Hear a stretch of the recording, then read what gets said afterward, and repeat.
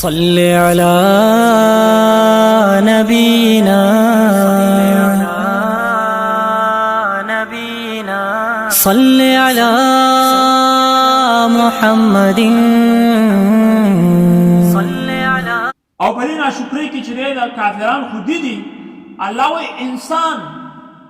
کافر نه انسان نو مطلب د مسلمانانو کې ډېر خلک داسې دي که هغه دغه کفر کې مبتلا نه خو د عامو ناشکرینو کې چې دی مبتلا او دغه ناشکري دا ډېر انتهایي مضر او خطرناک چیز دی. حسن بصري رحمت الله علیه فرمایي چې الله پاک په انسان خپل نعمتونه راوړي خپل نعمتونه ورته ورکوي خو چې کله انسان د هغې شکر ادا نه کړي ناشکري شروع کړي احسان فراموشي شروع کړي نو الله پاک وایي چې زه ورته بیا دغه نعمتونه بیا عذاب جوړوم الله ورته د هغه نعمت نه الټه عذاب جوړ کړي. نو یو کس و هغه په لاره کې یو بل صاحب سره میلاو شو دا ورته وایي چې وایي څه حساب کتاب دی ستا مال حال هغه وایي هېڅ هم راسه نشته وایي مال حال هېڅ هم نشته بیخي تش یم او د سره سره درک نه لګي. نو بعض خلکو دا چې دا فریاد د هغې عادت وي نو هغه هم دغه شان فریاد کو چې څه هم راسره نشته دی بیخي د څه نه هر څه نه فارغ یم نو هغه ورته ویل چې څه هم نشته ویل بالکل نه نو ستا دا سترګه چې دی دا ما ته 1 لک روپۍ باندې راکړه بس 1 لک روپۍ واله چې څه پې کې دا سترګه به دې ما ته راکړي هغه ویل سترګه څنګه درکړم دا خو به زه به بیا کانا شم یو سترګې به شم هغه ته ویل ښه به زه دا 1 لاس دې راکړه 1 لک روپۍ چې دی نغدې واله هغه ویل دا خو بیا زه 1 لاس یې شم دا خو بیا پوره مسله ده او دا خو به داسې دا ویل خیر دی خپه دې راکړه غوږ دې راکړه 1 لک روپۍ ورته د ټولو اندامونه ورته وشماره نو هغه ورته ویل چې هر اندام باندې ورته لکونو حساب ولګو نو بیا ورته وروسته هغه وایي چې ظالمه ته خو چې دی د غټې پراپرټۍ مالک یې تاسو خو د لکونو کروړونو روپو ساز و سامان موجود دی زه یې در نه یم ته یې راج نه راکړي یعنی مطلب پیسې در کومه دله په دې ټیم کې ته ماله دا پراپرټي نه راکړې کوم باندې چې ستا حق دی مطلب تاسې در سره دي او ته یې ما سره سم نشته نو ته خو واقعي ډېر زیات ناشکره کوي. نو انسان سره چې په لاس او په جب کې څه نه نو د جب نه دننه چې کوم ستا زړه موجود دی ستا بدن دی ستا چمړه ده ستا نور ذهن عقل سترګې نو دا خو د الله درکړي دي درله راکړه بس په دې خو شکر ادا کوه. نو کله چې انسان د دنیا په اعتبار سره د ځان نه کمزوري خلکو ته ګوري نو هغه کس چې کوم دی هغه به خوشحاله به کله ناشکري نه کوي. د شکر ادا کولو یو نسخه دا وګڼئ چې دنیا په اعتبار سره د ځان نه کم کس ته ګوري ستا 100,000 تنخواه ده ته د ځان نه کم 15,000 واله ته وګوري 15,000 واله دی 10 واله ته او هغه دې ته وګوري چې یو کس روزانه دیاړي کوي کله نه کله نه 100-200 روپۍ ورځ پیدا کوي غریب او کله هغه هم نه هغه دې هغه کس ته ګوري هغه دې د ځان نه لاندې کس ته ګوري نو یو کس ته هم د ناشکرۍ موقع نه میلاوي. شیخ سعدی رحمت الله علیه فرمایي یو ورځ د جومات نه راوتمه چا رانه چپړې پټې کړې نو دا چپړو غلا هغه ټایم کې وو مختلف ادوارو کې دا موجود نو هغه چې زه راووتم بس چپړې نه وي نو زه ډېر سخت پریشانه شوم خفه شوم چې دا چپړې به چا وړي او د پریشانۍ څه حال نه نو زه روان وم بهر دغه پریشانۍ کې یو کس مې ولیده هغه ناست دی د هغه غریب دواړه خپې نشته وایي ما ډېر زیات شکر ادا کړو الله دا خو زما چپړې نشته دی زه دونه خفه یم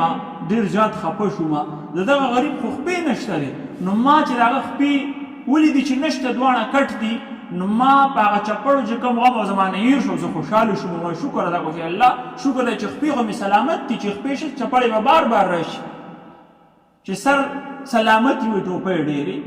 نو الله خو دله صحت درکړی دی بدن یې درکړی دی اعضا یې درکړي دا څیزونه خو ځي راځي دا خو څه مسله نشته دی. نو کله چې انسان دغه شان په دنیا په معاملاتو کې خپل ځان نه لاندې کسانو ته ګوري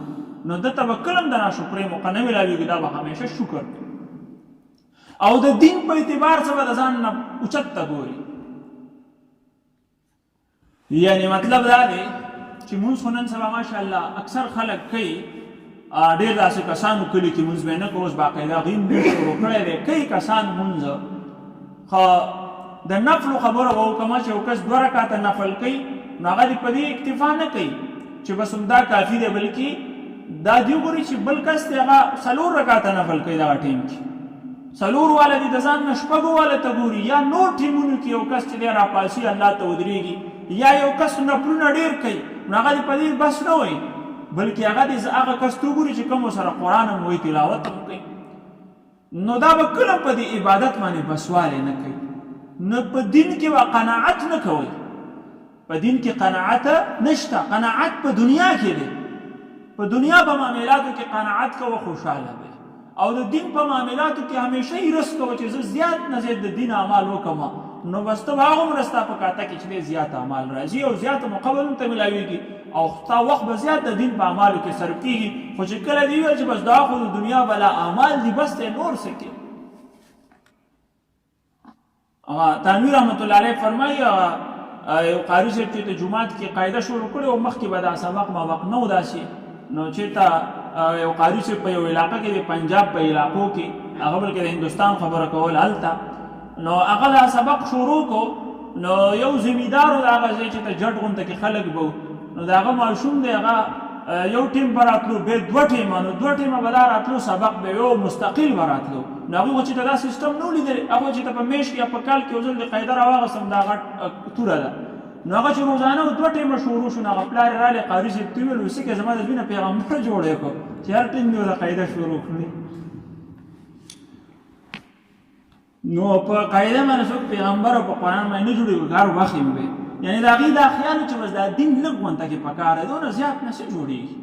بل دین چې څومره زیات دي په دې کې بسوالی نشته. په دنیا کې بسوالی کوه، په هغې کې دې قناعت کوه چې دومره بس دی، خو دنیا کې په دین کې نشته قناعت. دین چې څونه حاصلوه او څونه چې عبادت کې کوه او څونه چې د الله ذکر کې کوه، اذکر الله ذکرا کثیرا، په کثرت سره د الله یاد کوئ، کثرت سره الله پاک یادوئ. ان الانسان لکفور مبین، انسان الله پاک ډیر واضح ناشکرکه دی او دا د سره چې دی شکر نه ادا کوي. دعا وکړئ چې الله مو شکر گزار بندگان جوړ کړي. الحمدلله رب العالمین والعاقبة للمتقین والصلاة والسلام علی محمد وآله وصحبه اجمعین. ربنا ظلمنا انفسنا وان لم تغفر لنا وترحمنا لنكونن من الخاسرين. اللهم انا نعوذ بك من علم لا ينفع وقلب لا يخشع ودعاء لا يسمع ونفس لا تشبع ومن هؤلاء الاربع. اللهم قنا عذابك يوم تبعث عبادك. اللهم لا تكلنا الى انفسنا طرفة عين ولا تنزع منا صالح ما اعطيتنا. اللهم اصلح لنا شأننا كله. اليك رب فحببنا، وفي انفسنا ربنا فذللنا، وفي اعين الناس فاعزمنا، ومن سيء الاخلاق فجنبنا. وصلى الله تعالى على خير خلقه محمد واله وصحبه اجمعين برحمتك يا